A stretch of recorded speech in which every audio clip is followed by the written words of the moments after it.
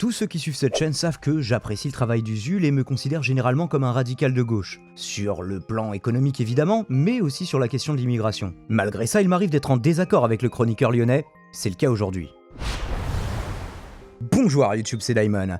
On va parler aujourd'hui d'une vidéo d'ouvrez les guillemets publiée le 22 juin sur Mediapart et intitulée « Génération identitaire, derrière la banderole, un monde de violence ». Usul et Cotentin y tordent le bras à certains poncifs de la droite, comme « les antiracistes sont les nouveaux racistes, les antifascistes sont les nouveaux fascistes, les gens de gauche sont des bourgeois » et toutes ces inversations accusatoires que l'on connaît bien. Alors, j'ai trouvé cette vidéo importante, donc je partage une bonne partie du contenu, pour me confronter régulièrement à ces idées dans ma radio libre. Il y a juste un petit détail qui me chagrine. Vu les déclarations et les actions de Génération Identitaire, je comprends qu'il se fasse dégager des manifestations de gauche. C'est tout de même un mouvement ouvertement raciste qui tient un bar interdit aux non-blancs, où l'on salue à la mode allemande du début des années 40, on y promeut un militantisme violent pour ne pas dire des ratonnades, allant même jusqu'à gazer et frapper une femme en pleine rue. A bouncer from one of the bars uses pepper spray. The Roo pushes one of the teenagers.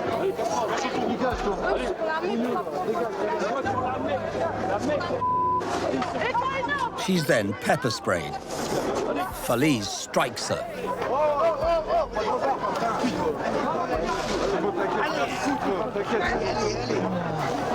Moi j'ai tout vu, trop. J'ai mis ses droites ici.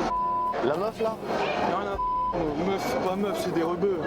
En plus de ça, ils ont volé le logo d'Overwatch. J'ai envie de dire, au bout d'un moment, trop c'est trop. Le seul problème que j'ai par rapport à cette vidéo, c'est que certains groupes antifascistes, sans doute pas tous, font parfois preuve d'un excès de zèle envers des personnes qui ne le justifient pas forcément. Et ça donne des arguments à ceux qui disent les antifascistes sont les nouveaux fascistes. C'est pour ça que je vous ai prévenu au début, nous on est très cons ici. Pour nous les antifas, c'est ceux grâce à qui l'extrême droite ne peut pas parader dans les rues, ratonner comme elle veut, occuper nos quartiers, s'en prendre à nos cortèges, à nos militants, à nos locaux, etc. Parce que sinon ils feraient ça en toute impunité. La chronique d'OLG ne le mentionne pas, mais l'un des exemples les plus connus de ces bavures antifa, c'est Vincent Lapierre, et du coup on va devoir rapidement parler de lui. Lapierre s'est intéressé à la condition sociale en Amérique latine et en a fait son objet d'étude originelle. Suite à des recherches menées à Caracas, il obtient un doctorat en sciences sociales en 2013, année où il est également approché par l'association d'Alain Soral avec qui il finit par travailler, d'abord comme voix off, puis comme reporter. Avoir commencé sa carrière audiovisuelle chez Soral, qui est actuellement le mec le plus fou de toute l'extrême droite complotiste, c'est justement ce qui lui est reproché. Et force est de constater que, sur bien des sujets, Lapierre reste assez réac. Regardez les royalistes, ils ont l'air sympas et finalement pas si cons. Alors que les geeks, ils sont bien gentils, mais ils sont quand même un peu bébêtes. Et les gamers, est-ce qu'ils seraient pas un peu déconnectés de la réalité? Je grossis le trait, bien sûr, ils l'expriment pas aussi directement, encore que. Est-ce qu'un bon royaliste fume la pipe? Les jeux vidéo permettent d'être un héros, en quelque sorte. En quelque sorte, oui, voilà, c'est ça. Ouais, d'être une autre personne, ouais. Ouais, d'avoir une autre histoire, une autre vie. Enfin, ouais, c'est ça, ouais. Et pourquoi pas être un héros dans le monde réel? C'est plus compliqué quand même. Ah oui, vraiment, d'accord, bon, aucun intérêt. Pardonnez-moi, je suis désolé. J'ai lu 3 pages du manga, ça n'avait aucun intérêt. Pour vous peut-être pas pour les autres. Mais sa façon d'angler, elle transparaît nettement dans les interviews qu'il donne. Il pose des questions complaisantes aux pro-Zemmour, aux anti-PMA, aux anti-avortement.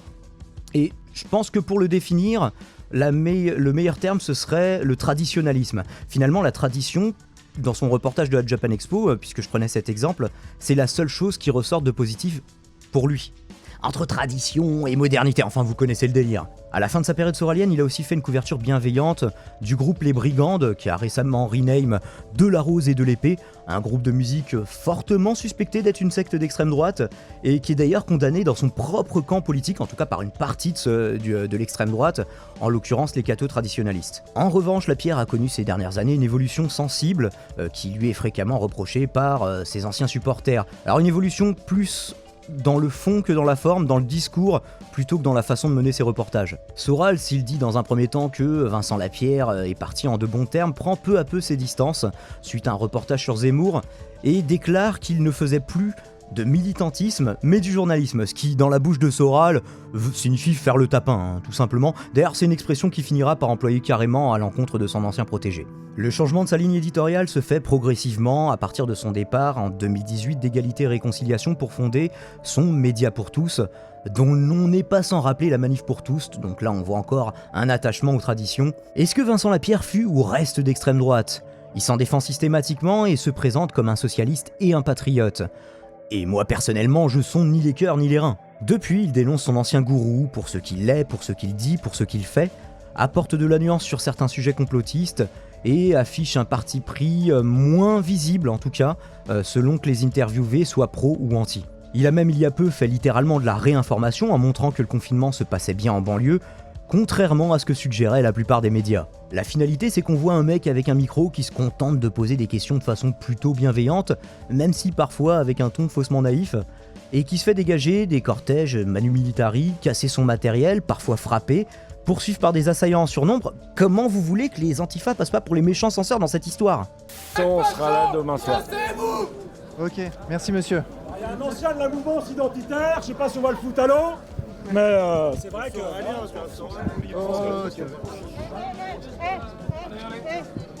Tu veux encore une image où tu te fais, tu prends des baffes? Non, je suis dans...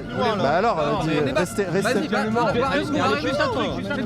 Non mais regardez l'axe de la caméra, l'axe de la caméra. Non mais c'est pas...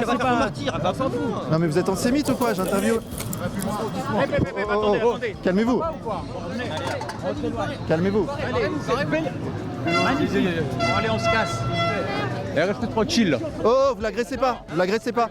Je suis en train de lui Vous parler. l'agressez pas, monsieur. Monsieur, il est d'accord. Vous filmez tout ça là? Allez, regardez. Non, tu dois pas le coucher. Non. Vas-y, on sort. Allez. On va par là, Allez. Oh, calmez-vous. Tu sors. Non. Sors. Les gens allaient faire leur course. Vas-y, vite. Assois. Oh, dégagez là! Allez, dégage!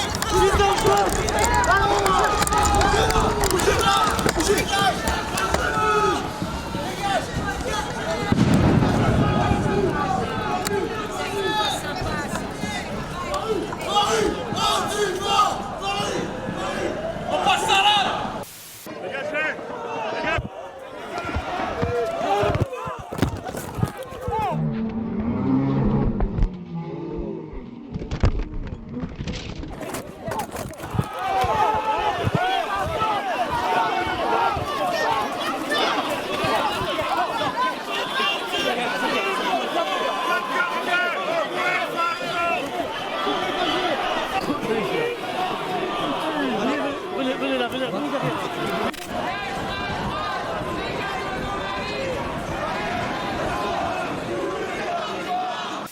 Alors, j'ignore s'il n'y a pas un peu de mise en scène dans ces images de Vincent Lapierre, ni à quel point on pourrait mettre en scène de telles images.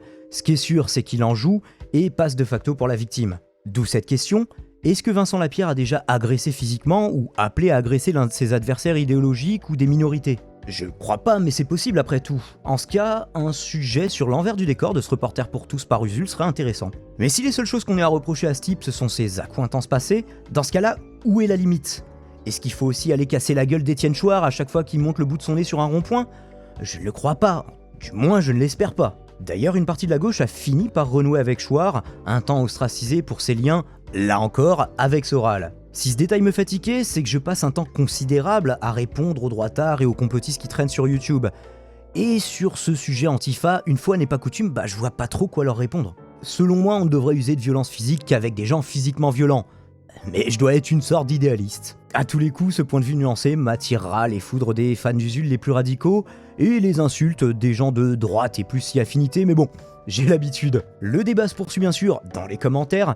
La seule chose que je vous demande, c'est de vous montrer respectueux et d'argumenter un maximum vos points de vue. Je vous tiens au courant pour la reprise prochaine de mes radios libres. En attendant, abonnez-vous, mettez la cloche.